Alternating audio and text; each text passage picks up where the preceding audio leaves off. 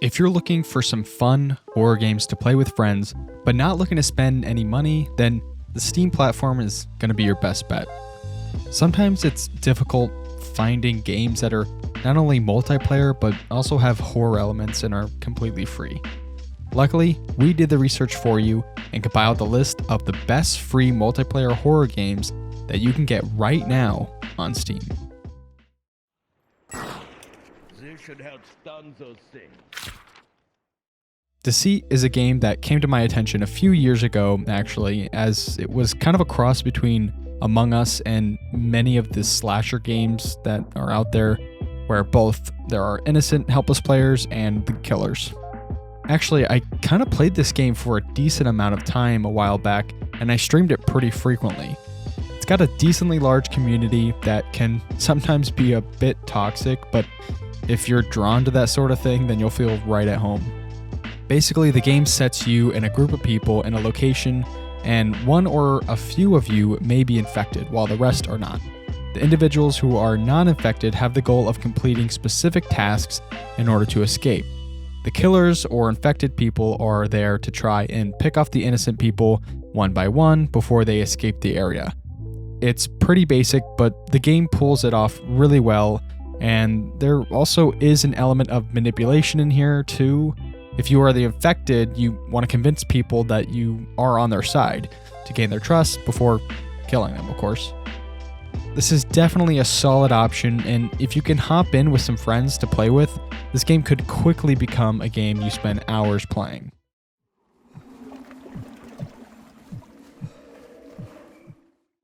Although No More Room in Hell is a bit of an older game, it still holds up today. If you can ignore the less than ideal graphics and kind of clunky gameplay, it's actually a pretty fun game to play with friends. You can play this game co-op with up to 8 players, and the gameplay style kind of reminded me of the Left 4 Dead games, although the controls and mechanics aren't as refined and polished. I actually hopped on this game not too long ago and was surprised to see that there were quite a lot of people playing it still.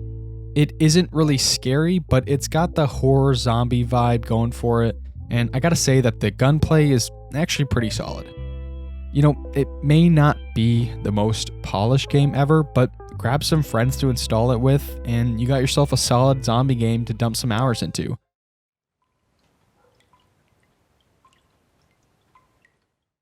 Tales of the Escape, although lacking in some content, is actually a unique horror-themed game that offers something different in the genre. Although it may not be scary, there are elements to this game that cause you to be anxious and on edge.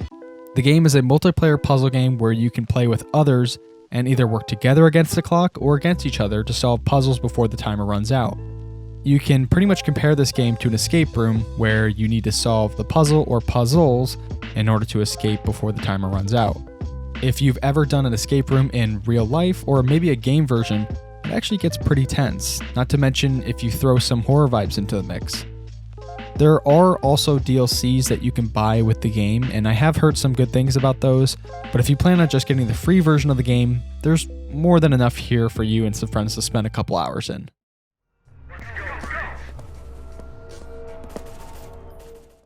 BrainBread 2 is kind of a similar game to No More Room in Hell, but a lot more multiplayer focused. If you want something to not only be able to play with friends, but also feel confident that you can hop on an online lobby and have some fun with random people, this game is definitely something to consider. The game has 5 different modes, all unique in their own ways, and generally you won't have any issues finding people in matches. I remember I played Elimination and Deathmatch both a decent amount, and I much prefer having to not only fend off zombies, but opposing teams. The gameplay is really solid, and the gunplay is pretty fast-paced and satisfying. It's not really a scary game, but if you like zombie multiplayer games with a variety of modes, then I can't really think of a better option than this game.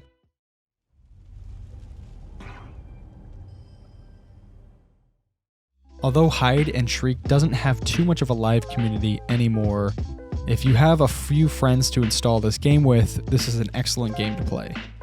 The game has a really unique gameplay style that is designed to really just promote having fun and messing around with your friends.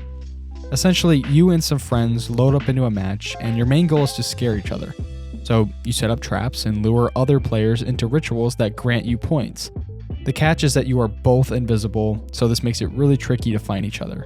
In the end, the person who scares the most gains the most points and wins. The gameplay is super smooth, and the way the game is set up feels really polished. I think the only thing you really have to worry about is the fact that you may not find other players online in the game. It sadly hasn't really been worked on in a while, and not many people play it. But like I said earlier, if you have some friends that will install it with you, you can just hop into a private lobby and play with them.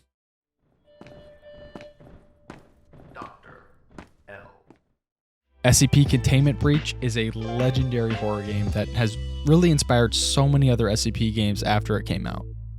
It has always been a free game, but you'd always have to get it on other third-party platforms that aren't Steam. The game is a single-player game that sets you in an SCP facility while there is an ongoing breach and various SCPs are let loose in the station. It's a great game to play alone, but now there's a multiplayer modded version of the game that's available for everyone to play on Steam.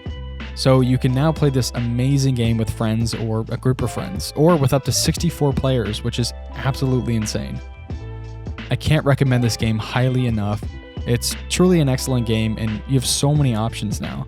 You can play this alone, with friends, or just have some absolute chaos and play online with 63 other people. I highly recommend checking out SCP Containment Breach. With 3 puzzles on it. When you solve all of the puzzles, Project Playtime is going to be one of the most appealing games to probably the majority of you watching this.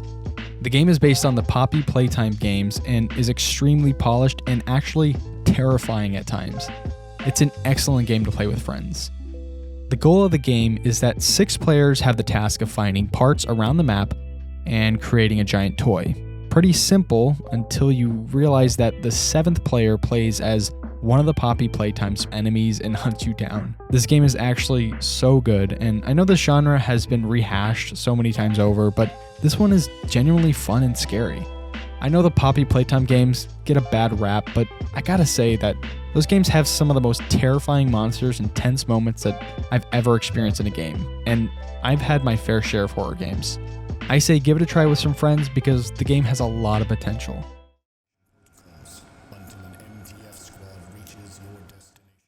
If you follow this channel for a decent amount of time, you know that the Cubold crew loves SCP Secret Laboratory.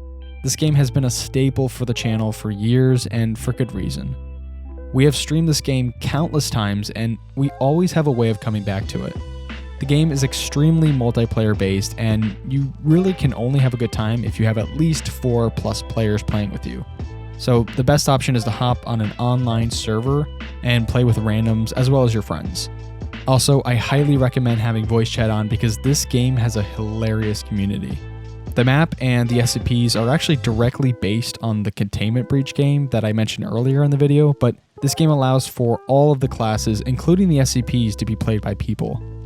There are no AI in the game, everyone is player controlled, so that's why I mentioned that it would probably be best to play with a larger group of people or on an online server. Overall, this is one of the best free games that has ever been added to Steam, and I guarantee that if you get into the game, you'll spend hours and hours playing and meeting new people.